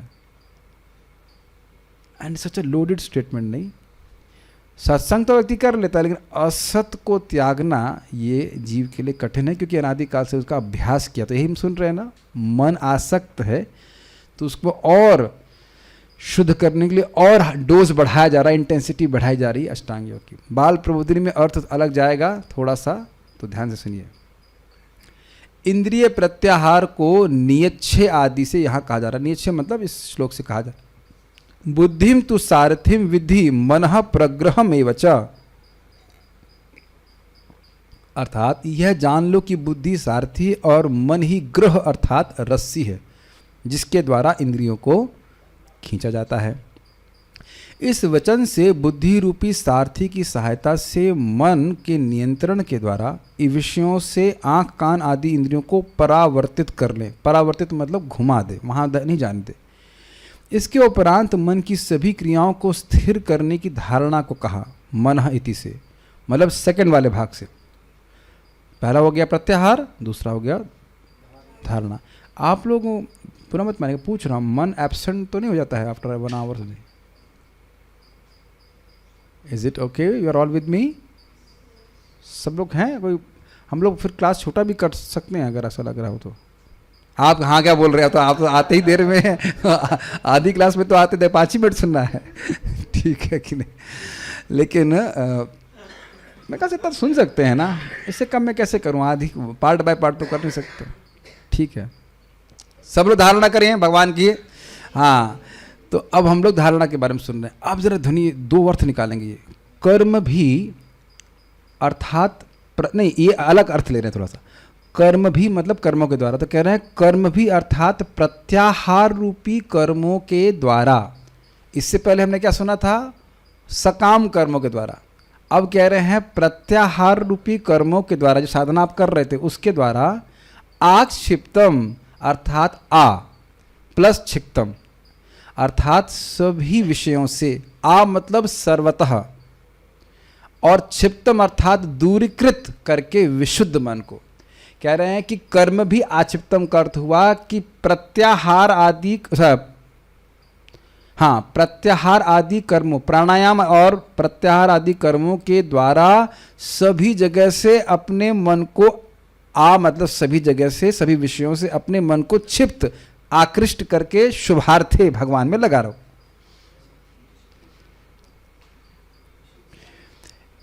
समझाया दो अर्थ? एक है कर्म भी आक्षिप्तम मनः, तो जो मन सकाम कर्मों के द्वारा आकृष्ट है उसको भगवान में लगाओ। एक तो यह है, और दूसरा अर्थ है कि कैसे लगाएं, तो कह रहे हैं कर्म भी आक्षिप्तम मनः, कि प्रत्याहार आदि कर्मों के द्वारा आ सर्वतः सभी विषयों से क्षिप्त अपने मन को खींच करके दूरीकृत, उन विषयों से दूर करके, दूरीकृत का मतलब दूर करके, उन विषयों से दूर करके विशुद्ध मन को शुभार्थे अर्थात शुभ आश्रय भगवान के रूप में निश्चयात्मक बुद्धि के द्वारा स्थिर करें। कार्य अलग नहीं है, थोड़ा सा उसको अलग तरह से समझा रहा। नहीं समझ में, संस्कृत दिखाई तो समझ में आएगा। देखिए संस्कृत देखिए, अरे ऐसे नहीं छोड़ देंगे आप, मुझे विश्वास नहीं कि समझ में आया। हाँ, तो विशुद्ध मन कैसे हुआ? प्रत्याहार के द्वारा हुआ। देखिए मनः कर्म भी आक्षिप्तम, संस्कृत दिख रही है यहाँ पे? हाँ जी। तो वो मन जो सकाम कर्मों के द्वारा आकृष्ट था उसको भगवान में लगाइए। तो एक तो ये हो गया अर्थ। दूसरा अर्थ है कि इसमें समझ लेना हो कि मन में कुछ है, वासना आकृष्ट है भोगों की तरफ, लेकिन शुद्ध भी हुआ है प्रत्याहार आदि के द्वारा, लेकिन वो ऐसा कह नहीं रहे। अब दूसरा अर्थ क्या है? मन को प्रत्याहार आदि कर्मों के द्वारा आ सर्वतः सब जगह से, सारे विषयों से क्षिप्त खींच करके, समझ आप? प्रत्याहार दिख रहा है ना, करके शुभार्थे भगवान में, भगवान रूप में धारयित धिया, निश्चयात्मक बुद्धि से लगा दीजिए। धारणा का मतलब ये होता है, इधर आओ, लिटिल कृष्ण को पकड़ लेते। तो अब आप थोड़ा खड़े हो जाइए एक मिनट। हाँ, मान लीजिए हमारे लिटिल कृष्ण प्रभु हैं, तो थोड़ा थोड़ा घूमने का प्रयास कीजिए, थोड़ा थोड़ा इधर लेफ्ट राइट जाने का प्रयास कीजिए, और मैं आपको पकड़ रहा हूँ। समझ में आ गया? ठीक है, बैठ जाइए। सो ये इधर उधर जाने का प्रयास कर, उनको कस के पकड़ लिया है कि नहीं चलो भगवान के पास चलना, इस तरह से। तो खींच लेना, ठीक है।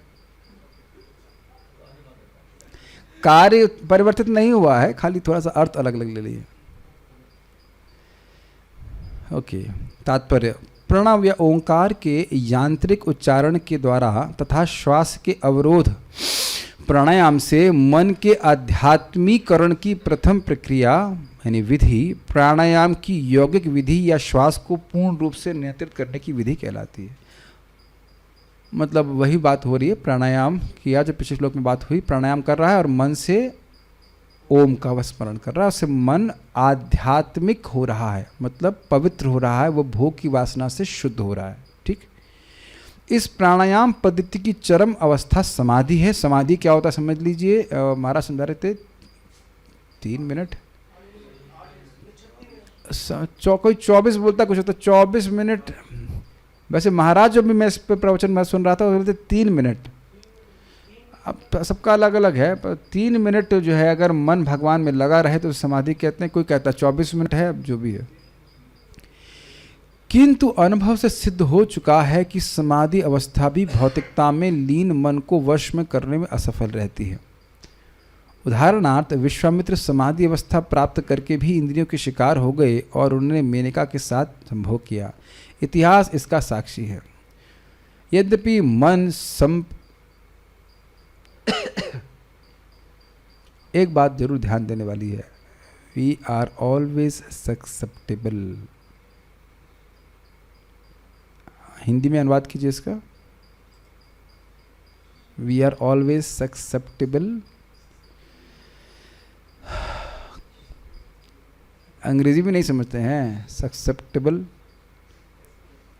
वाह, कोई नहीं बता पाया, तो अब इसका मैं इंग्लिश से अनुवाद करता हूँ। ससेप्टेबल का मतलब होता है प्रवृत्त होने की, गिर जाने की प्रवृत्ति। संशयवादी नहीं है। ससेप्टेबल टू गलीबल, अगर इंग्लिश में कहेंगे अति संवेदनशील कह सकते हैं, लेकिन पता नहीं क्या सर्च किया अभी, देखो नहीं पता इंग्लिश में। गलीबल समझते हैं, गलीबल जिसको फांसी में लिया जा सके। प्रोन भी कहते हैं इंग्लिश में। Yes, we are prone to fall, we are prone to fall. Sensitive नहीं, we are prone to fall.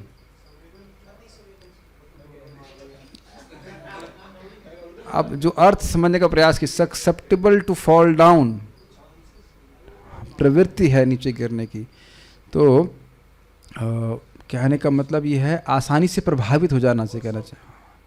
तो जिसको लुभाया जा सके, बहलाया जा सके, भ्रमित हो जाए, ये किसी भी अवस्था में हो सकता है। ये स्त्रियों के लिए भी है और पुरुषों के लिए भी है। माया छोड़ती नहीं है। विश्वामित्र जितनी हमने तपस्या भी की नहीं है, 60,000 क्या 500 साल भी नहीं हुआ, अभी 25-30 साल भी नहीं हुआ है। ये नहीं सोचना चाहिए कि मैं 50 साल से भजन कर रहा हूँ तो मैं माया के पार हो जाओ। It's nothing to do with, it's not time defined. सुन तो कई बार लिया है विश्वामित्र की बात, लेकिन जो गलती हम जो लोगों ने बताई कि नहीं करना है वो करेंगे तो फंसेंगे। समझ पाते हैं क्या गलती बताई गई है? स्त्रियों के संग विविक्त आसन में रहना, मतलब बातचीत करना, ये सब करना, वो फंसाएगा व्यक्ति को, गिराएगा। और ये इसके एग्जाम्पल होते ही रहते हैं।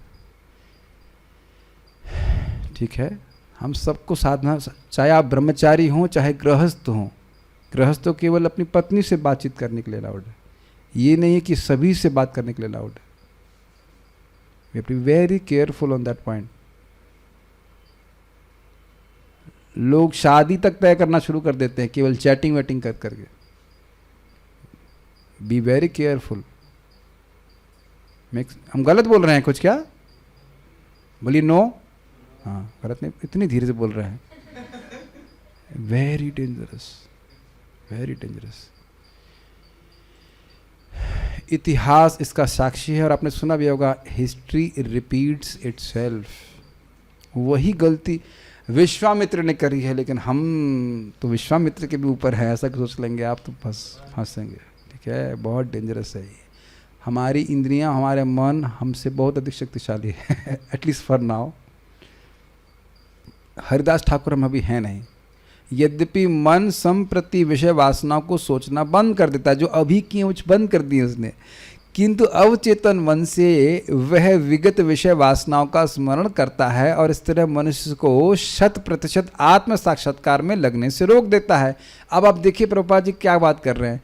पिछले श्लोक में बोला गया था ब्रह्म बीजम अविस्मरण, ब्रह्म बीज ओम को भूलना नहीं समझ में आया, लेकिन मन what about this, what about that. यद्यपि इस समय व्यक्ति ध्यान कर रहा है, रोक रहा है, लेकिन जो उसने पहले चूहे खाए हैं वह तो अब आएंगे ना। 900 चूहे खा के, सुना है ना आपने, बिल्ली चली हज को, तो वह जो पुराने संस्कार हैं वो आएंगे। कौन साधक बोलता है, कब बोल सकता है कि नहीं आते? जो बोल रहा है वो झूठ बोल रहा है। बहुत रेयर अब होगा, बहुत आगे प्रगति कर लेंगे तो सब साफ हो जाएगा, नहीं तो स्मरण आ ही जाता है। उससे प्रभावित नहीं होना चाहिए, लेकिन आता है। Is it not? कभी भी कुछ भी आता है, और कभी कभी तो आप बढ़िया माला कर रहे हैं, टेस्टफुल जब हो रहा है, एकदम करके कुछ विचार आ जाने लगता है। It can be not very bad और anything, it can be anything bad, कुछ भी आ सकता है। ये मन का स्वभाव है। हमको इसको बार बार बोलने में अच्छा लगता है ताकि इस बात के प्रति हम लोग सचेत रहें। तो 100% आत्म साक्षात्कार में नहीं लगने देगा, अर्थात मन हमको लगातार भगवान में नहीं लगने देगा, ये उसकी प्रवृत्ति है। ठीक है। अतएव सुखदेव गोस्वामी विश्वस्त नीति अपनाने के लिए कहते हैं, और यह है मन को भगवान की सेवा में स्थिर करना। ऐसा प्रतीत होता है कि विश्वामित्र तप कर रहे थे लेकिन भक्त नहीं थे। हो क्या रहा है कि जब मन को उच्चतर टेस्ट मिल जाता है तो यद्यपि उसको निम्नतर टेस्ट पता है लेकिन उसमें वो इंटरेस्टेड नहीं होता है। ये भक्ति की विधि है। हरिदास ठाकुर जी यंग थे, उन्हें पता था कि स्त्री संगाति का क्या मतलब होता है, लेकिन हरिनाम के प्रति जो उनकी आसक्ति थी, आनंद था, उस कारण से वो उधर ध्यान भी नहीं दे रहे थे। बल्कि माया देवी के लिए बोला जा रहा है कि वो जो उनके आकर्षण प्रस्तुत कर रही थी वो कैसे थी, अरण्य रोदन। जंगल में इस समय मान लीजिए कोई रो रहा हो तो आपको सुनाई पड़ रहा है, उसी प्रकार से। क्या स्टेटमेंट है, अरण्य रोदन। जब माया देवी आती हैं, आप लोग पढ़िएगा उसमें, तो वो उनके शरीर से दिव्य रोशनी निकल रही थी। ऐसा कहाँ होता है बताइए? और पूरे वातावरण में सुगंध फैल गई थी बिना परफ्यूम लगाए। और वो खुद बोलती हैं कि मैंने ब्रह्मा जी और शिव जी के मन को भी मोहित किया, लेकिन हरिदास ठाकुर आपके मन को मोहित नहीं कर पाई। तो क्या कारण था? उनका मन नाम खींच रहा था। आप लोग सभी लोग जानते हैं इस बात को कि रस्साकशी का गेम चल रहा होता है, तो कृष्ण पहलवान तो गदा मेहरबान। समझ में आ गया? If Krishna is on your side, तो फिर माया क्या कर सकती है?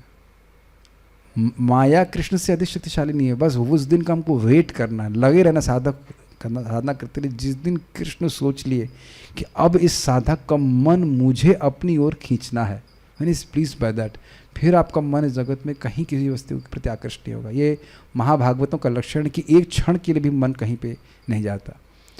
ये सब के संग होगा। जिस दिन कृष्ण खुश हो गए कि चलो भाई अब इस भक्त का मन मैं अपनी तरफ लगाऊंगा, ये संकल्प उनकी तरफ से आ गया,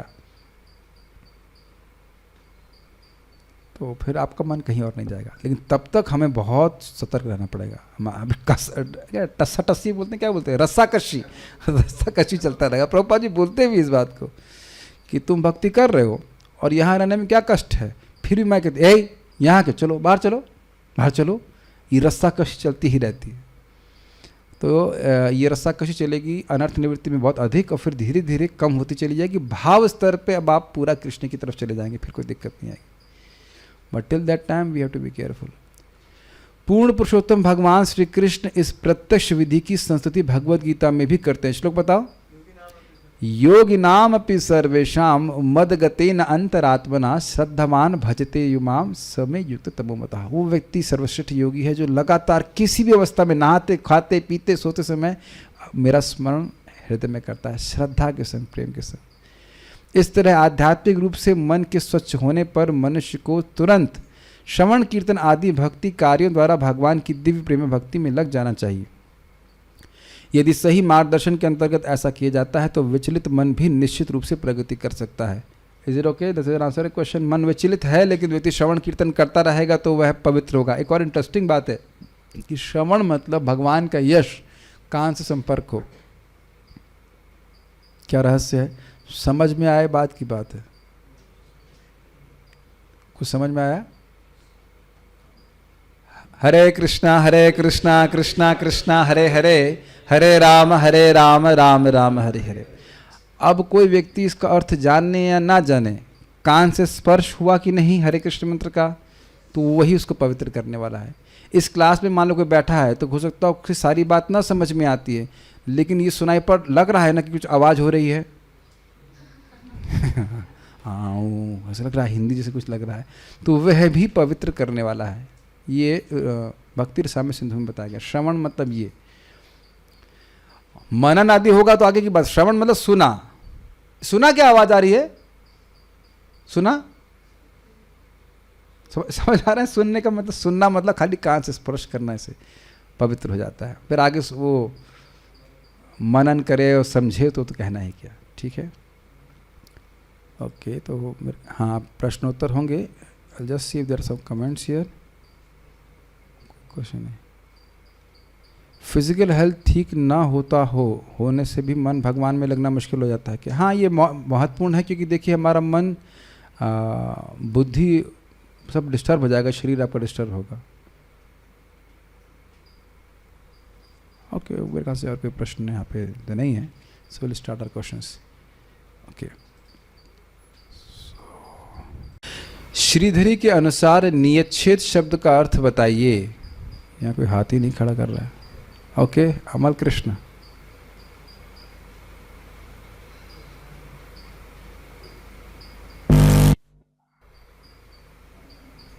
आपकी आवाज नहीं आ रही। हरे कृष्णा। हाँ, आ रही, बोलिए। नियच्छेद का मतलब है निग्रहित करना, यानी निग्रहित। निश्चयात्मक बुद्धि रूपी सारथी के द्वारा व्यक्ति को अपने मन को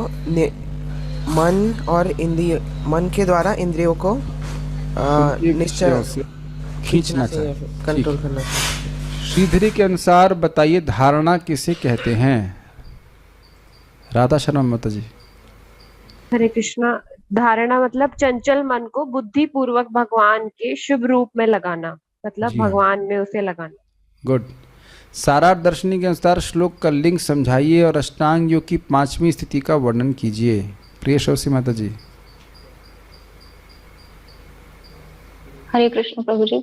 प्रभु जी, इसमें लिंक ये थी कि प्राणायाम द्वारा मन शुद्ध या पवित्र तो हुआ पर पूर्णता नहीं हुआ, तो उसको आगे कैसे प्रोसेस करना है या आगे कैसे प्रत्याहार आदि करना है, ये लिंक था। प्रत्याहार और धारणा के द्वारा और अधिक उसे पवित्र करना है, ये कहने का आशय था। ठीक है जी। और 5वीं स्थिति उसकी वही थी, प्रत्याहार, की नियंत्रित मन द्वारा जो आंख कान आदि इंद्रियां हैं उनको उसके इंद्रिय विषयों से प्रत्याहत मतलब खींच लेना है, वही प्रत्याहार है। ठीक है। सारार्थ दर्शनी के, अच्छा एक बात और मैं बताना भूल गया, जरूरी क्यों है। देखिए, अगर मन बार बार भोग में जाएगा तो क्या बढ़ जाएगा? क्या आएगा? क्या बोलते हैं गीता में? रामकृष्ण प्रभु बताओ, क्या बोल रहा हूं? भोग ऐश्वर्य पर सकता नाम नहीं। बता दिया, उत्तर दे दिया मैंने आप। ध्यायते। हाँ, मन को अगर भोग में जाने देंगे तो बोलो बोलो बोलो बोलो, बताओ। एक कहो कि उत्तर नहीं बता। ध्यायते विषयान पुंसा, धीरे से बोल रहे हैं। ध्यायते विषयान पुंसा संगस्तेषु उपजायते, संगात संजायते कामा, क्रामाद क्रोधो विजायते। तो अगर विषयों का ध्यान कर रहा है तो उसमें संग, उसमें आसक्ति हो जाएगी, और आसक्ति काम को उत्पन्न करेगी, भोगने की इच्छा, और काम फिर क्रोध को उत्पन्न करेगा। तो अब इसको रिवर्स कर दीजिए, भगवान में अगर ध्यान लगाएंगे तो भगवान में आसक्ति होना शुरू हो जाएगी। ठीक है, इसलिए प्रत्याहित करना बहुत जरूरी है। सारार्थ दर्शनी के अनुसार 6ठी स्थिति का वर्णन कीजिए। साधना माता जी। हरे कृष्णा प्रभु जी। निश्चयात्मक बुद्धि ही जिसकी सारथी है, ऐसे मन को बुद्धि द्वारा शुभ अर्थ यानी भगवान के रूप में ध्यान केंद्रित करना। ठीक है, यही छठी धारणा। जय वृंदा माता जी। सारार्थ दर्शनी के अनुसार कर्म भी राक्षिप्तम का अर्थ समझाइए।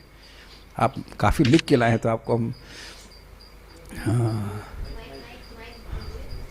निरुत्साहित नहीं कर सकते। यस प्लीज, कोई तो उत्तर देने का मौका मिलना चाहिए। हाँ जी बोलिए। कर्म भी राक्षिप्तम मतलब मतलब सभी विषयों से क्षिप्तम। ये आपने उसका उत्तर लिखा है खाली कुछ वही प्रत्याहार सारार्थ द्वारा, दर्शनी के अनुसार। अच्छा, प्रत्याहार द्वारा सकाम कर्मों से हटाकर मन को भगवान में हाँ, लगाना। जो सकाम कर्मों के द्वारा आकृष्ट हैं उस मन को भगवान में लगाना। ठीक है। बाल प्रबोधनी के अनुसार सारथी एवं रस्सी किसको बताया गया? ये इजी वन है, this is very easy one. Deepti माता जी। तो हरे कृष्णा प्रभु जी, बुद्धि तु सारथ्यम विद्धि मनः प्रग्रहम एव च। बुद्धि सारथी है और मन ही ग्रह रूपी रस्सी है। ठीक है, गुड। बाल प्रबोधनी के अनुसार कर्म भी आक्षिप्तम और शुभर्थे का अर्थ बताइए। Prem Krishna, you want try? Yes, this one is really, this is okay. अरे फाइनली विपिन प्रभु जगे। चलिए बोलिए बोलिए बोलिए। हाँ प्रभु जी, कर्म भी आक्षिप्तम मीन्स सभी प्रकार के सकाम कर्मों से मन को खींचकर। आप गलत नहीं बोल रहे हैं, लेकिन बाल प्रबोधनी में कर्म भी आक्षिप्तम का अर्थ अलग लिया गया है। कृष्णलादनी माता जी, she is our guest today. Yes please. Bharatpur से दूर से आए, जो ब्रज में आता भगवान गेस्ट मानते, तो हम तो छोटे हैं। हाँ, हम तो सेवक है वहाँ। हाँ बोलिए। इधर ये मतलब है कि कर्म भी आक्षिप्तम, प्रत्याहार आदि कर्मों के द्वारा मन को, मतलब इंद्रियों को खींचकर मन के द्वारा। आक्षिप्तम बताइए। आक्षिप्तम मतलब अंदर खींच लेना। तोड़िए संधि तोड़िए। ओके, प्रेम कृष्णा। उधर कोई मदद नहीं करना है आपको। इंद्रिय विषयों से खींच लेना। हम संतुष्ट नहीं। आ प्लस क्षिप्तम। चलिए। अच्छा, आ मतलब सर्वथा इंद्रियों के विषयों से, क्षिप्तम मतलब खींच लेना। Good, very good. आक्षिप्तम खींच के जो विशुद्ध मन है उसको क्या नाम था? शुभर्थे। हाँ, शुभर्थे। भगवान के लेटेस्ट शाहरुख खान की पिक्चर में लगा देना। सबसे अच्छा अर्थ तो वही है। नहीं, मतलब बुद्धि, निश्चय आत्मा का बुद्धि के द्वारा भगवान में लगाना। ठीक है। ये देख रहे हैं कि कितना हम, एक्चुअली मैं बहुत प्रसन्न हूँ।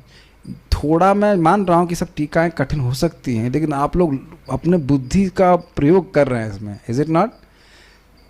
And it is kind of tasty. और आप देख रहे हैं कि थोड़ा थोड़ा संस्कृत समझते जा रहे हैं, और जैसे जैसे समझते जा रहे हैं तो बड़ा अच्छा लगता है इसको विचार करने में। एक बार दोबारा पढ़ेंगे तो कट से समझ में आ जाएगा इसी जन्म में। अगर श्रील प्रभुपाद जी के तात्पर्य से प्राणायाम पद्धति की चरम अवस्था क्या कहलाती है? समाधि। तो ने उत्तर दे दिया। ठीक है। प्रभुपाद जी के तात्पर्य में कर्म भी आक्षिप्तम मना का क्या अर्थ बताते हैं? उदाहरण सहित बताइए। ओके, यहाँ कौन जिसने उत्तर नहीं दिया? कोई है devotee? Amal Krishna, will give you chance, he is a young boy. Hare Krishna. Shri Prabhupada बताते हैं कि समाधि अवस्था भी भौतिकता में लीन मन को वश में करने में असफल रहती है। और इसका उदाहरण दिया गया था विश्वामित्र मुनि का, कि विश्वामित्र मुनि समाधि अवस्था प्राप्त करके भी इंद्रियों का शिकार हो गए थे और मेन का जो अप्सरा थी उसके साथ भोग किए। ठीक है। मन किस कारण से मनुष्य को 100% आत्म साक्षात्कार में लगने से रोक देता है? ये बहुत इंपॉर्टेंट है। श्याम सुंदर प्रभु से प्रकाश डालने के लिए टॉर्च लेके खड़े हुए हैं। यस प्रभु बताइए। देखिए माइक भी पास में है, बताइए। This is very very important question. देखिए ये बहुत इंपॉर्टेंट है। हम चाहते हैं कि हमारा मन लगातार भगवान में लग रहा है 100%, लेकिन क्या कारण है? मन किस कारण से मनुष्य को 100% आत्म साक्षात्कार में लगने से रोक देता है? क्या दिक्कत है? बोलिए। हाँ बोल, देखिए बोल दीजिए। अवचेतन मन से वह विगत विषय वासनाओं का स्मरण करता है। हाँ, आप एकदम ऐसे कथा कर रहे हैं जैसे आपके गांव के पंडित जी करते हैं। सुनने वाले को कुछ समझ में नहीं आएगा। ठीक है, समझाना भी होगा, पढ़ के समझाइए। विषय वासनाओं के कारण जो है मन भोगों का स्मरण करता रहता है, तो भोगों का स्मरण करता है। तो इस कारण जो है वह 100% मनुष्य को आत्म साक्षात्कार करने से रोकता है। तो आपने सही बोला, लेकिन 50% सही है इसका। एक हाँ मथुरेश प्रभु बताइए। पूरा प्रोसेस प्रभुपाद समझा रहे हैं, इसको समझने का पता। अरे हम तो अभी, अब मैं हिंट दे रहा हूँ, हम तो अभी कोई भोग नहीं कर रहे हैं, तो क्या दिक्कत है? बस बंद, भोग बंद, और मन भगवान में लगने लग जाएगा। नहीं, पहले के संस्कारों के कारण। हाँ, यद्यपि आज व्यक्ति भोग नहीं कर रहा है, लेकिन पहले की, और हो सकता है आपने इस जीवन में भी ना किए हो, मान भी ले जाए, लेकिन पिछले जन्म के भी हो सकते हैं। वो संस्कार मन में बने रहते हैं तो व्यक्ति को प्रवृत्त कर देगा सबकॉन्शियस माइंड में। यस, ठीक है। तो बड़ी मेहनत करने की जरूरत है, तब पवित्र होंगे। इसके लिए सुखदेव गोस्वामी द्वारा क्या विधि बताई गई है? मूंगफली खानी है रोज, मूंगफली का सेवन करने से सभी जगह। वर्षा माता जी, गिव अस सम आइडिया। हरे कृष्ण प्रभु जी। इसके लिए सुखदेव गोस्वामी विश्वस्त नीति का पालन करने को कहते हैं, यानी कि अपने मन की विषय वस्तु बदल देना, उसे भगवान की सेवा में स्थिर करना। बहुत अच्छा बात बोला जो मैं क्लास में बताना भूल गया। देखिए हमारे लिए प्रत्याहार बहुत आसान है, आप अभी इस टाइम कांस्टेंट प्रत्याहार कर रहे हैं क्योंकि हम भगवान के बारे में बात कर रहे हैं, तो हमको अलग से कुछ सुनना नहीं है, ऐसा कुछ करने की जरूरत नहीं है। विश्वामित्र जी यही कर रहे थे तो वो दिक्कत हो जाती है। हरिदास ठाकुर जी हरे कृष्ण मंत्र सुन रहे थे।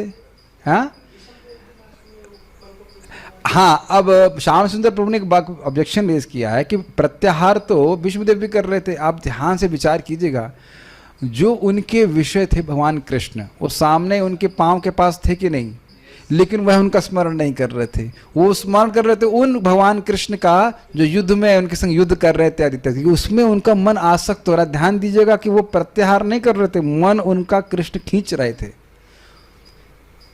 थोड़ा अंतर आ जा रहा है। प्रत्याहार में प्रयास है क्योंकि यहाँ बुद्धि निश्चय की बात आ रही है, लेकिन अब जैसे इस समय आप देखिए जो लोग भोग में पड़े रहते हैं तो उनको भोग के चिंतन करने के लिए कुछ प्रयास नहीं करना पड़ता है।